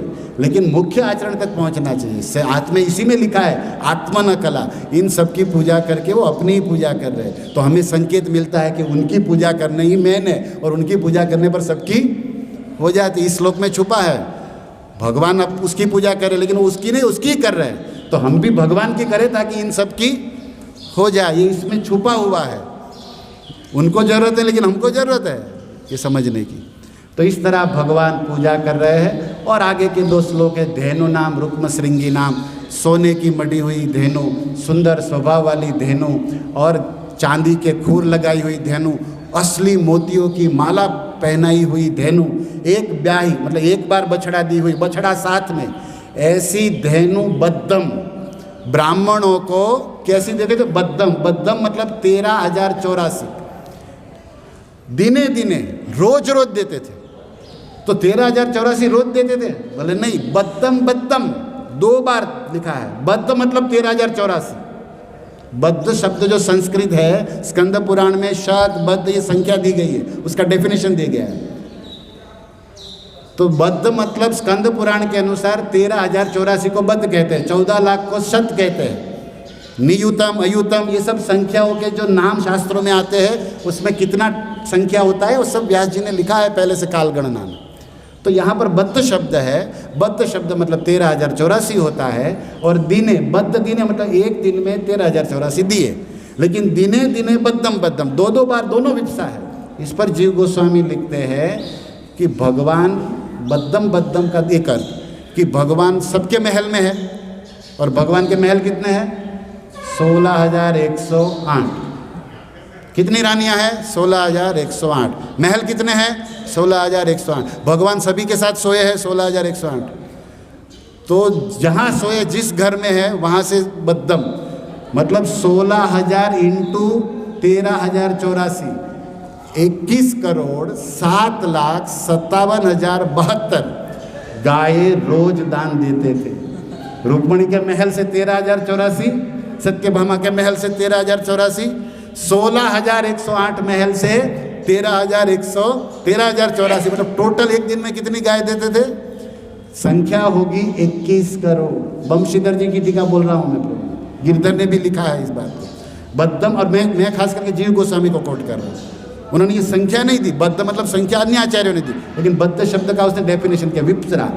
रोज रोज देते थे, और रोज कितनी देते थे, चक्कर आ जाए कि नहीं बताओ। और गाय कैसी, सोने के सिंग वाली, असली मोती की माला, तो फूलों की है, मोती की, असली मोती की, और चांदी के खूर इसमें, और शुद्ध मतलब शुद्ध स्वभाव वाली गाय, और एक एक बछड़ा। और गाय देते थे, बोले खाली गाय, बोले विप्रेत्य अलंकृत्य, गायों के साथ सोना देते। गायों को सोना देते तो ब्राह्मणों को नहीं देंगे। तो प्रभुपाद जी के शिष्य सीधे स्वामी को कोट करके क्या लिखते हैं, अलंकृतेभ्यो विप्रेभ्यो का अर्थ है कि पहले के राजा अपने राज्यों में ब्राह्मणों को सुंदर सुंदर सोना, हीरा, मोती दान देते थे। सूरत में कोई देता है ब्राह्मणों को हीरा? पहले के राजा लोग, मैं तो ढूंढ रहा हूँ कोई दिया नहीं ताकि प्रभुपाद को लगा दे सेवा। बोले असली हीरा मोती, अब इसको दे रहे हैं गायों को, तो ब्राह्मण तो श्रेष्ठम। तो ब्राह्मणों को भी प्योर गोल्ड, डायमंड्स, मोती सब देते थे, और गाय देते थे वो भी हीरे मोती चांदी वाले। काश हम उस समय होते, इसको हम खोलते प्रभु जी तो मतलब उस समय, और रोज देते थे, बताओ रोज।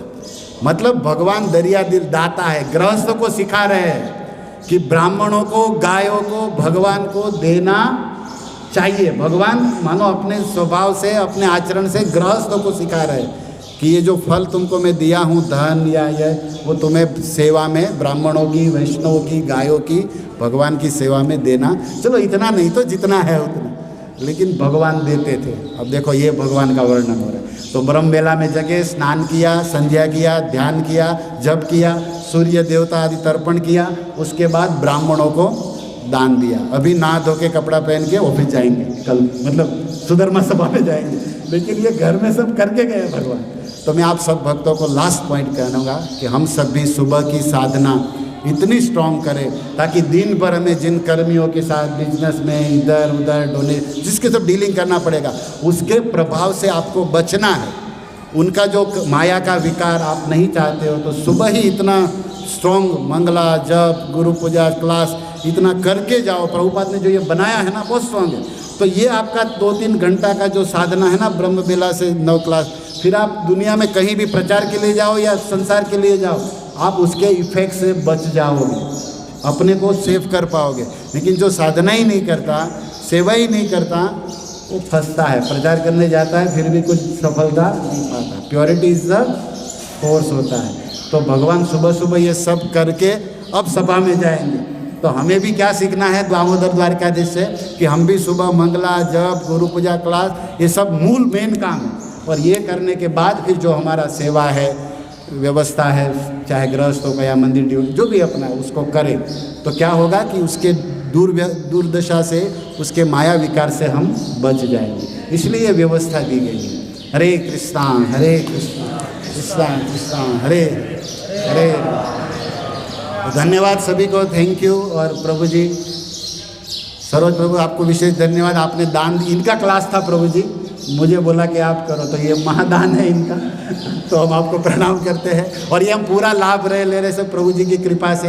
ये दामोदर में वर्षों से प्रभु जी सेवा करते हैं, हम जैसों को बालक समझ पुत्रवत प्रेम करते हैं। तो इनका प्रेम स्नेह है कि हम लोग आनंद कर रहे हैं, भजन कर रहे हैं, महाप्रसाद सब आनंद कर रहे हैं। तो प्रभु जी को हम प्रार्थना करते हैं कि इसी तरह कृपा बरसाए। और दामोदर देव के चरणों में, प्रभुपाद गौर निताय के चरणों में प्रार्थना है, प्रभु जी का स्वास्थ्य बढ़िया रखे ताकि हमें क्लास मिलता। मैं तो आता हूँ संडे, इनके का क्लास मिलेगा, लेकिन अभी बोलना हो गया। लेकिन इसी तरह फिर से हमें इनका इन शुद्ध भक्तों का एसोसिएशन मिले, कुछ गाइडेंस मिले, ताकि हम प्रभुपाद की सेवा में शीघ्रता से, शुद्धता से आगे बढ़े। तो आप लोग आशीर्वाद रखिए, यही शुभकामना है। Thank you. हरे कृष्णा। सबको जय श्रील प्रभुपाद। निताय गौर प्रेमानंदे। कुंडल कृष्ण प्रभु जी की, गौर भक्त वृंद की जय।